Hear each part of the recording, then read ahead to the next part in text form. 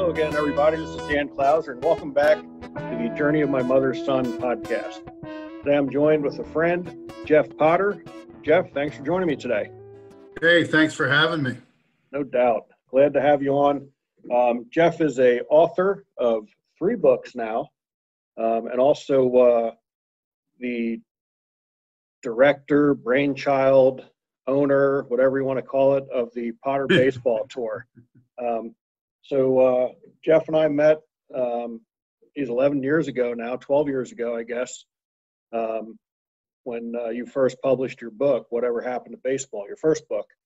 And we immediately kind of connected because we have the same philosophy on why kids should be playing the game of baseball and the lessons it should be teaching them, as opposed to, the money pit of an industry that it's kind of turned into to an extent. So first of all, Jeff, tell me about why you decided to write that first book. What was kind of the inspiration behind it? Oh, boy. Well, I'll tell you what, I had a friend that I went to high school with. His name was John Zingaro, and he had written a book about our high school coach. And it really hit home with me. And during his writing of the first book, he had called me and interviewed me. And, you know, I had been away from baseball for a while, and it just kind of brought me back. So when he wrote the book, I read the book, and I had started coaching at the time. And I really was inspired by what he had written. And, you know, it was funny. I started coaching, and I'll never forget this. We were out after a game, me and my wife and another couple, and God, I was just listening to everybody. Everybody was complaining about everything, and I just looked at my wife and said, "I'm going to write a book." And she, of course, Dan, she gave me that. "Oh, that's nice, Jeff. Jeffy's going to write a book, you know."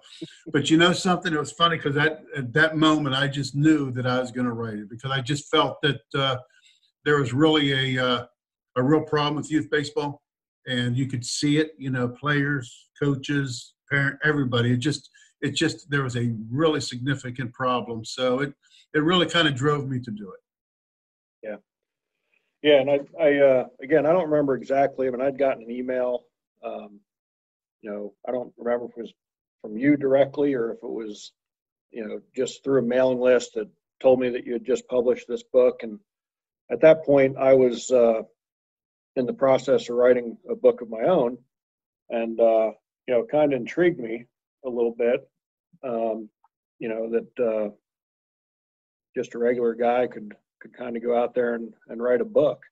So, I'd reached out to you and, told you what I was planning on doing, told you what my involvement was with our organization at that time. And, you got back to me right away. You sent me a copy of the book.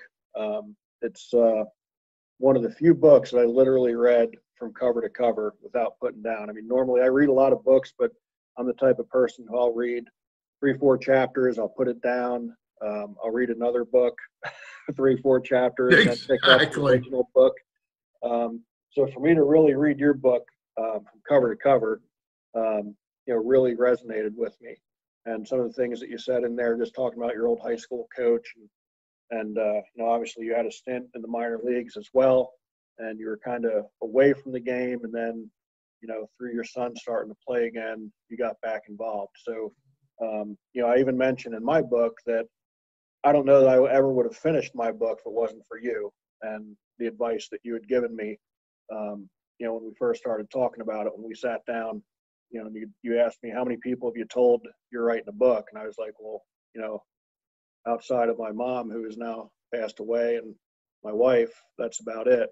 And you had just said something that sticks to me, with me to this day, where you're like, well, you got to start telling everybody that you're writing a book. Why do you want me to do that? And you're like, now you're going to hold yourself accountable, because every time you see those people, they're going to ask you, hey, exactly right. How's the book coming along? So, I personally want to thank you for that, because again, I don't know that I necessarily would have finished it. And I don't know if I told you this, but I'm actually in the process of adding a bunch of chapters. My book is actually out of publication right now, and I've added about 10 chapters and will be republished as, I guess, a volume 2 later on this year. So I'm kind of excited about that. And obviously, I'm excited to read it, Dan. I really am. Yeah, so I got a couple more books on tap. So Whatever Happened to Baseball was the first book you published, and then you've published 2 more since then, which the latest is Far From Being Done, and what was the middle one? I'm drawing a blank on that. Saving Baseball. Saving Baseball. So after you wrote book number 1, what made you decide to, keep writing?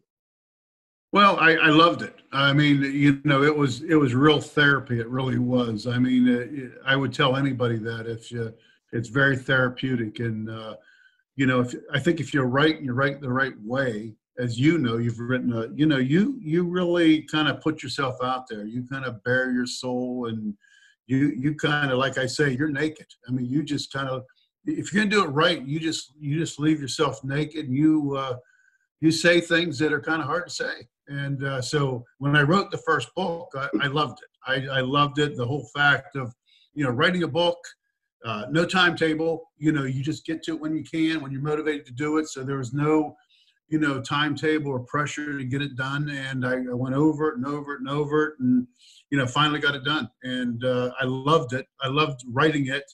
And I really feel the thing I liked most about the book was everybody I've talked to, or a lot of people I've talked to, they're, Jeff, I like your book. I like your book. And everybody says, my God, I could have written that. And it's true. They could have, because, you just talk from, just plain stuff about baseball. And people said they read the book and they just really could see themselves in that situation with their kid or playing or whatever. And so anyways, after the first book, I didn't know what the next book would be called. But it ended up being Saving Baseball. And what I did was I picked 8 or 10 people that I felt, really were the type of people that are going to help save baseball. Not as I'm not into the big coaches, instructors, and things like that. It's just the people like you and other people that love the game, that teach the game the right way, that teach these kids life lessons. And really, that's what really I think, we need is more people like that. Yeah, absolutely. And I definitely relate to what you're saying about, writing is definitely a form of therapy. I think you and I, had the discussion once before where you're going to be, you're sitting there at the computer and you're writing a chapter, and, you're literally bawling as you're kind of writing this. It's 2:00 in the morning, and you're like you said, you're just kind of laying it all out there. So it's definitely a very special experience. So I encourage anybody who's going to listen to this podcast, if you're thinking of doing it, take the advice that Jeff gave me 12 years ago.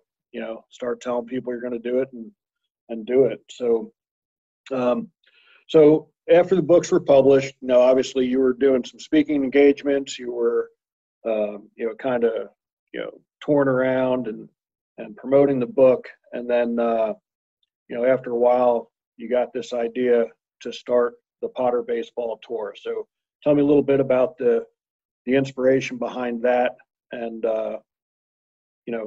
what it's evolved to today, going into its 11th year of existence.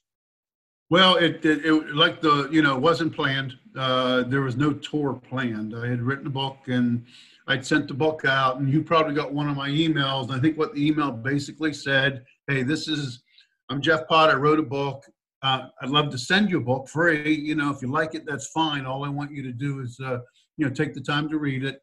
And what happened was I had spoken to probably, 12 or 15 people from all over who really seemed to like the book and the concept of it. So, I got back with those people and I just said, hey, here's what I'd like to do. I'd like to barnstorm a little. And everybody, barnstorming, listen, I'd love to go to your, town for a day or so, play some ball, have some fun, have a picnic, whatever, just the love of the game.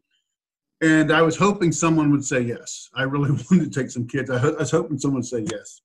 Well, everybody said yes. So that's really what happened was, I was in a situation where I was hoping I'd go to 1 or 2 towns. And then everybody came back and said, man, that's a great idea. Why don't you do it?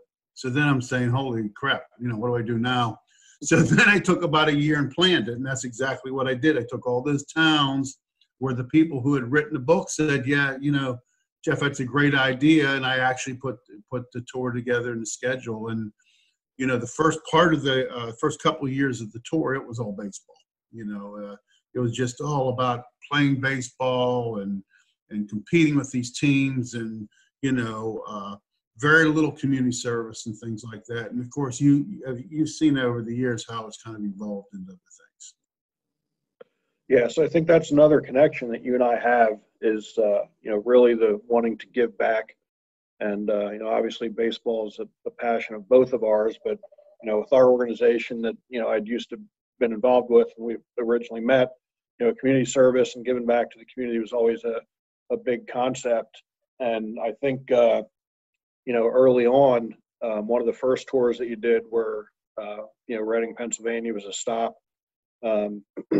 Right out of the gate, you and I instituted that community service component where we it was a lot of fun. We played a game out at First Energy Stadium, the home of the Reading Phillies, but then we also did a car wash at the hotel where our players and your players got together, and we just had them out there washing cars for people, which was pretty cool. So what was it that made you really focus on that community service aspect and having the kids get involved and giving back to these various communities that they visit throughout the tour? Well, Dan, I think the thing that struck me the most was how it hit the kids, how actually doing community service affected them. I was really kind of surprised how much it did. And that's kind of one of the neat things about the community service is, I always tell people when we do fundraisers, there's three things that we're trying to do with raising funds for someone. Number one, obviously, you want to raise a little money for them. Second of all, you want to help get awareness for whatever their organization is. And third is basically the impact it has on the kids. And, now we do a whole bunch of that stuff. We do a lot of things with kids with cancer. We do the Miracle League, and we do food pantries. And for these kids, because the kids I have on the tour, I mean, they're not, as they're not top-notch ball players. They just love the game. They come from average, places in terms of their family style. But I'll tell you what, when they see things out there and how it impacts them, and they say, oh my goodness, I really kind of have it okay at home. So I kid the parents every year. I said, when the kids come home, they're going to appreciate you a lot more because they see things out there. But I think it's a big impact. And as the years have gone on, Dan, we're just doing more and more of that. And it's easy to set up. It's easy to do. I mean, you go to an organization, it's like, would love to help. And sometimes you kind of take them off guard because they don't understand the concept. It's like, you mean you're going to come into our town? You don't need anything from us. You can just raise money for us? What do you need from us? And it's like, nothing really. We just need, you to support what we're trying to do. So it's just such a great feeling it's just such a great feeling to do that. And when we're off the tour a month later, these kids have learned a lot more by doing this than just by playing some baseball games. Yeah, it's one thing that I noticed as well as our organization, would get kids involved in community services. At first, they're doing it because they have to do it. Yep. Yeah. Absolutely. But then as they get involved and they see the impact that it's making, it's really special to see that, kind of transform and how they really then enjoy it and understand the bigger picture of it for sure. So tell the people that are listening a little bit more on the details of the tour itself. So you said it's a barnstorming tour, but tell them exactly what you guys kind of do from start to finish when that thing starts up. Yeah, it's right now it's like 33 days. So right there, you're telling parents basically, I'm going to take your kid for 33 days, and that's what we do. We travel for 33 days. We go to about that many towns. Sometimes we're in a town 2 or 3 days. Sometimes we're in 2 towns the same day. There's no rhyme or reason to it. And the thing I like the most about the tour, Dan, is every day is something different. In other words, I don't care how much a kid loves baseball. If he was playing baseball 33 days in a row and running a clinic 33 days, he'd get bored. So we play baseball. We probably get 15 or 18 games in of baseball, probably run about 12 clinics. But now, I mean, we run 2 volleyball tournaments every summer, for instance. And, you know, we've done that for years, and we hike and we jog and we do walks and we play basketball and golf. So it's not only the baseball, it's other sports. And then along with that, obviously, there's a lot of community service and charity work. So it's, we stay with host families. You remember the first couple of years, it was hotels. That just got way too expensive. So we do the host families. It's a lot less expensive. You can keep the costs down. And not only that, it gets people in the towns involved. You know, people say, well, geez, I don't know anything about baseball. I don't have a kid. How can I help? Well, you know, put a couple kids up for a couple of days or do something like that. So every day, basically, you know, we're getting up in the morning, getting in our vans and heading off somewhere else. And it could be today, it could be a baseball game and clinic. Tomorrow it could be a food pantry.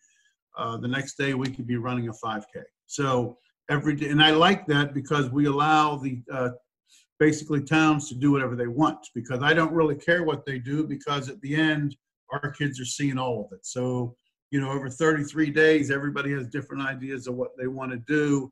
And I just think that's great. So it's interesting. The parents get the schedule. They can travel anytime they want. They can come in anytime they want, spend a couple of days with us. And a lot of them do that. It's kind of neat because, you know, they want to see what their kids are doing. So when mom and dad come in, you know, if they want to get involved in community service, you know, they can do it. If dad wants to coach a team, he can coach a team that day. So we get them very involved, and they get a good idea of what we're doing.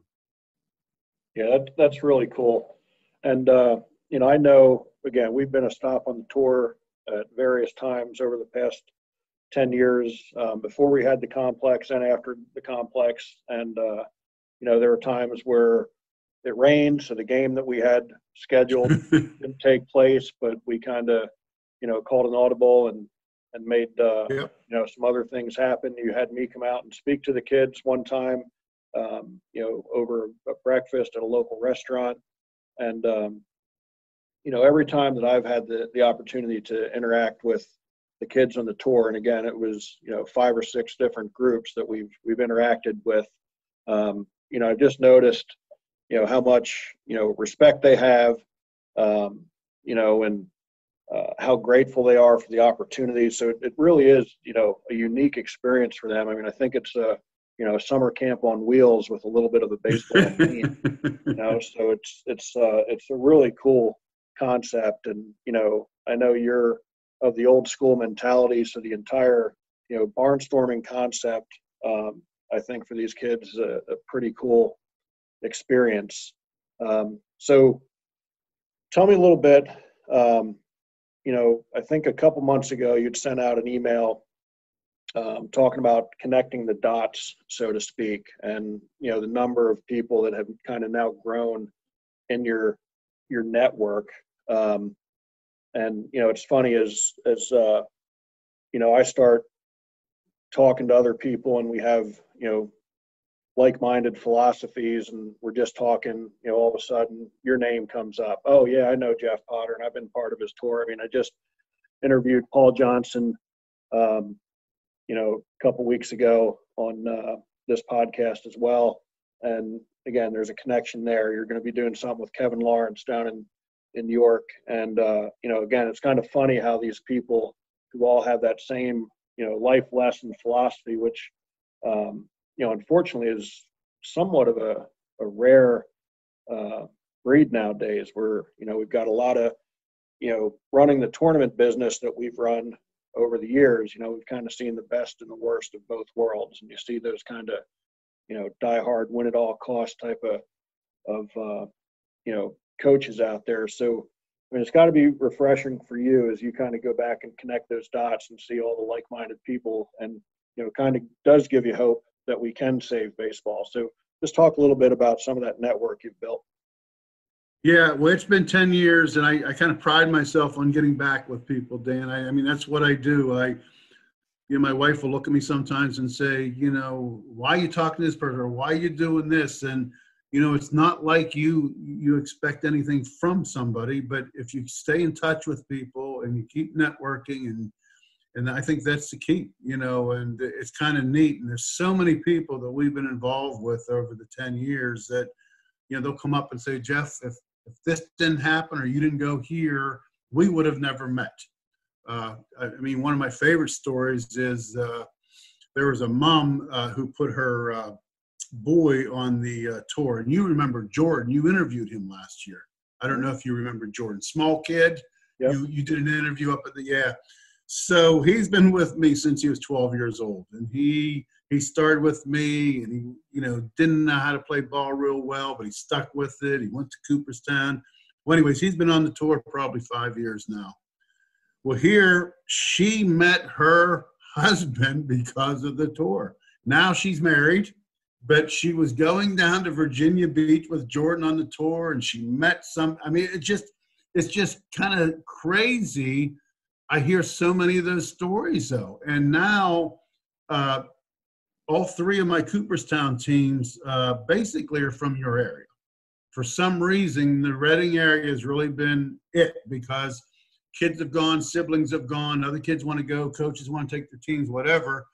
And, my Cooperstown is like the tour, first come, first serve. So we've had many, many kids from your area on to go to Cooperstown. And it wouldn't have happened if me and you wouldn't have met. There was no reason for me to be up in the Reading area.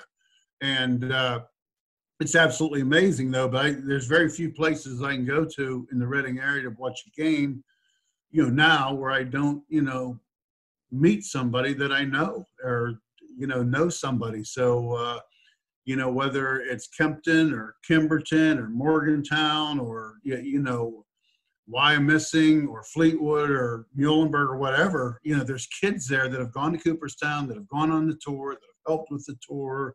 We've had host families. And it's just incredible that so many people have met so many people through the tour. Yeah.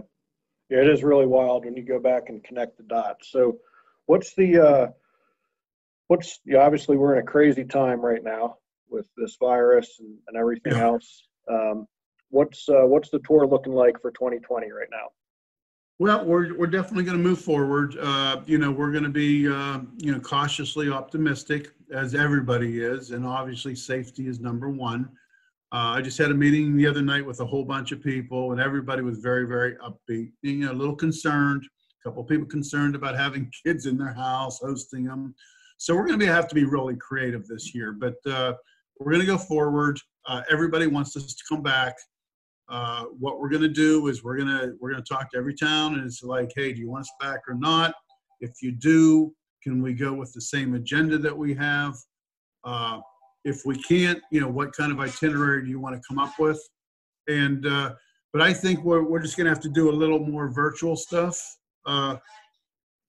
and make it happen that way. But a lot of people have some great ideas of what we can do. So I'm very, like I said, I'm very optimistic. I think this stuff will clean up, and if it's me by myself in a 15 passenger van going around delivering food, that's what I'm going to do. So it's going to happen one way or the other. We don't know all the specifics, but I will tell you all the parents have been very supportive. They want their kids on the tour. Obviously they want to be safe, but they get it. They understand the importance of this.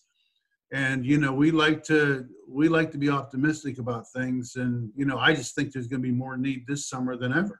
And there's going to be some challenges, but there's going to be a lot of opportunities that, come our way. I mean, I just got someone, emailed me today and says, Jeff, I just heard somebody's doing a virtual spaghetti dinner this summer for a fundraiser. That was a great idea. Maybe we could find a place and a fire hall or something where we're not around anybody, and basically people pick up or whatever. So there's 1,000 different ways that we can do to help the communities. And so, we're going to start on July 6th, and we're going to go through August 7th. So we're excited. That's awesome. Well, the game of baseball is all about making adjustments. So I Yep. guess that's one of the life lessons you've learned here, to be able to make adjustments on the tour. Um, then the other thing is, you mentioned that you take some teams up to Cooperstown, which aren't really part of the tour. It's kind of an offshoot from the tour, where you've taken as many as 3 different teams up to Cooperstown to participate in their Greaves Park weekends or week-longs. And obviously the Cooperstown schedule has been canceled in its entirety for 2020.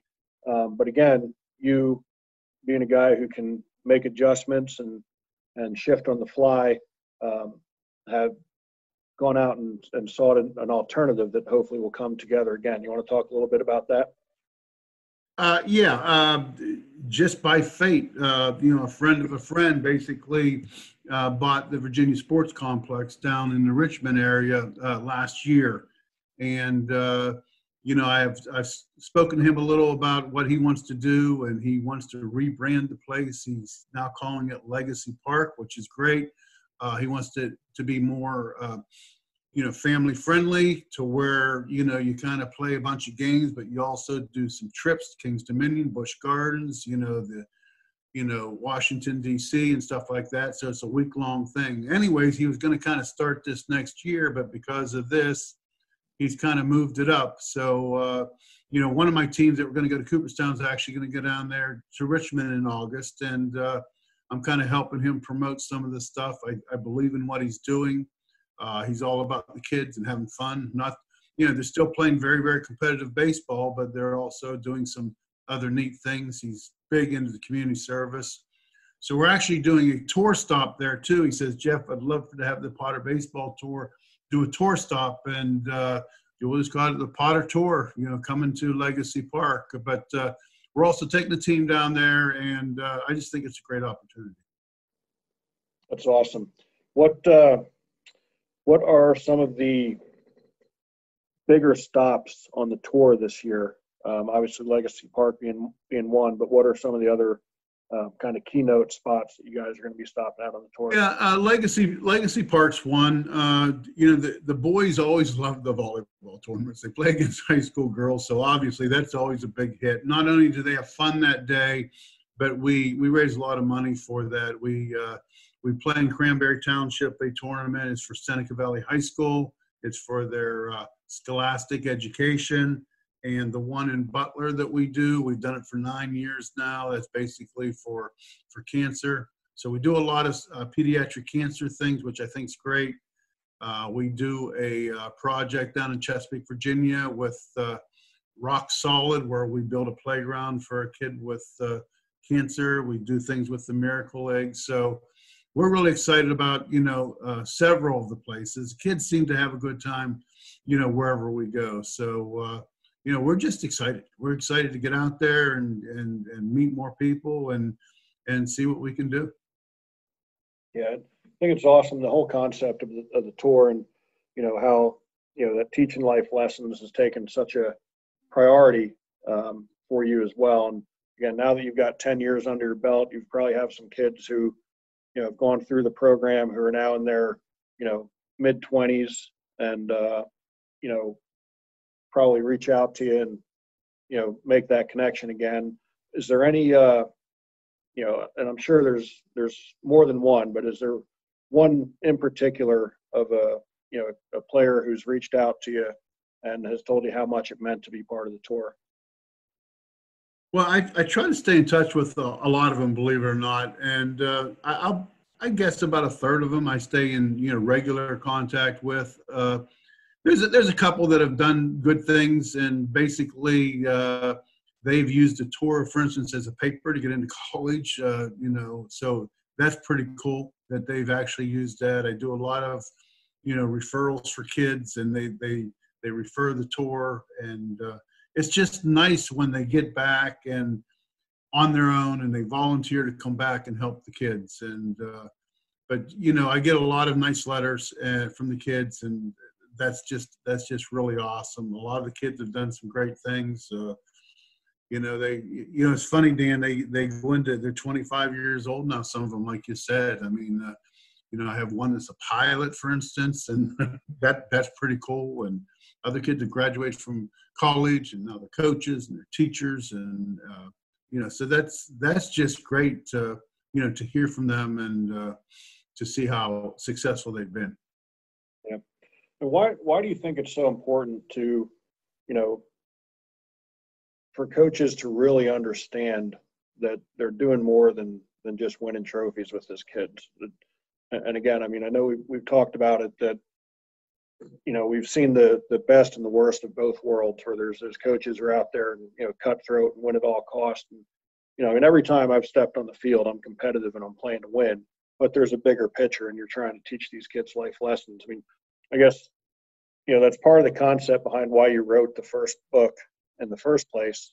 But what do you think made us get away from it, and why do you think it's so important for us to try to cycle back to it at this point? Well, I think just about everything goes back to money and power. It's all about the money. Why do we start having aluminum bats? I mean, why do we have a lot of stuff that we have? And, it's interesting though, as I'm not much of a travel guy. I believe the travel ball is important. I think it's good. I think everybody, needs to play at a certain level, but it's so watered down, as and it's just amazing. And it's pretty ironic. A couple of things that have happened to me this spring, Dan, are kind of ironic. First of all, the third book that I had written, Far From Being Done, if anybody reads the book, it's interesting that it was published a year ago. And the main concept of the book is that I was in a building for 93 days. And now, with this coronavirus, I will be in a building for about 93 days in my house. It's just absolutely amazing how that did. And when you get into the book, it talks about me being in this building and why. There was a reason. I had to figure things out. And I think it all comes back to that. I think we all have to figure things out. And when you talk about baseball and you talk about the sport, these people that, now you're going to get me on a tangent. Boy, I wish you wouldn't have done this. Okay. But anyways, no, I just think that 80% of the kids that I've seen, Dan, that have gone through the baseball process in the last 10 years, their baseball has ended before they thought it would. Oh, yeah. You know what I'm saying? They thought they're going to play college ball. They thought they're going to play professional. It has ended before they thought. Lots of frustration and disappointment with the parents. And when it's ended, and it's ended early, number one, by playing all this travel ball and spending all this money, they really never ended up further apart, ahead. And number two, with putting all this emphasis on that, and not learning life lessons and not learning those skills and not learning good, being a good teammate and a good leader and giving back to the community, I just think that's awful that the kids haven't had an opportunity or spent enough time doing that. So I hope that we can get more people to get out there and understand that baseball is neat, it's fun, we all love it, but boy, there's more important things in life. Yeah, it is. And I hope that, if there's definitely one thing positive that comes out of this whole pandemic that we're in right now, is that people do appreciate that a little bit more than what they did in the past. They don't feel so entitled for it. That maybe an umpire, missing a call in the middle of the game isn't as important anymore as what they thought it might have been last year and the several years prior to this. So definitely that's, probably one of my biggest prayers throughout this pandemic, is that we come out of this a little bit kinder and more appreciative and understanding. So, the other thing that prompted you on writing that first book was obviously the influence that your high school coach had on you. So you want to talk a little bit about him here? Well, I had a lot of respect for my coach. And looking back, you have a lot more respect. At the time, you don't understand everything, but looking back, you certainly do. He was a good coach. He was a great coach. there was no stars on his team. There was, you just weren't, and the one story from my first book and that I tell everybody is that I was pitching in a game and he came out to take me out and, how dare he do that? And I kicked a little dirt with my spike on the way off the mound, and I never saw the field again that year. And it just didn't matter to him. It didn't matter, who you were, as a team concept. Is all about respect and things like that. And he was a great guy. He was a great guy, and he's a great coach. And a lot of people over the years that I know, feel the same way and have gone back to him, went back to him and so forth. So, yeah, I had a lot of respect for him. I think that's the way you need to coach. You got to be tough, and you got to teach the right things, and as I mean, some coaches today are afraid of kids, are afraid to, oh my God, if I say something to him, he's going to quit the team, or his, parents are going to yank him off my team, and boy, he can hit a home run. And there's never a kid that important. And so anyways, he just, I love the way he coached, and I love the way he conducted himself. Yeah, and I think the big component of that is just kind of that tough love theory, where Yeah. You can be tough on a player, but you also, when they understand how much you care about them as well, is really what makes that difference. Because you see some of these coaches who, again, are just kind of like screaming and yelling. That's the only side that you see of them. So there's definitely got to be a balance where you have to be able to discipline a player, but do it in the right way, that it's respectful and gets the point across. So we're just about out of time here, but any last things you want to mention, your website, how someone may be able to, get their son signed up for the tour, where they can get your book, all that sort of stuff. Yeah, I mean, the easiest way, Dan, is just to Google Jeff Potter Baseball, and a bunch of stuff will come up. But the website is there, jeffpotterbaseball.com. Someone can get on there. I'm on Facebook, as you know. There's a Potter Baseball Summer Tours on Facebook. I send most people to there, to be honest, because you can just see a lot of pictures. You can see a lot of little stories. You can see how many people are kind of involved in what we do and the type of stuff we do. I mean, we all love baseball, but we all, understand there's something even more important than that. Anybody interested in getting involved with us, I just love meeting people. I love talking to people. The tour is first come, first serve, so it has nothing to do with tryouts or how good you are. We just want kids that, love the game of baseball. So, the more people that get involved, the more I like it. And so I appreciate you having me, though. I really do. No problem at all. I love what you're doing out there. And, I always ask my guests, the name of the podcast is Journey of My Mother's Son, which obviously has to do with the fact that she had decided to go off and travel the country. And that's what my wife and I are going to be doing here. And obviously, I think at some point we'll probably have an RV following you guys around for at least a little leg of the tour over the years here. But then there's also a subtitle that comes from a Michael Franti song that says, when many little people in many little places do many little things and the whole world changes.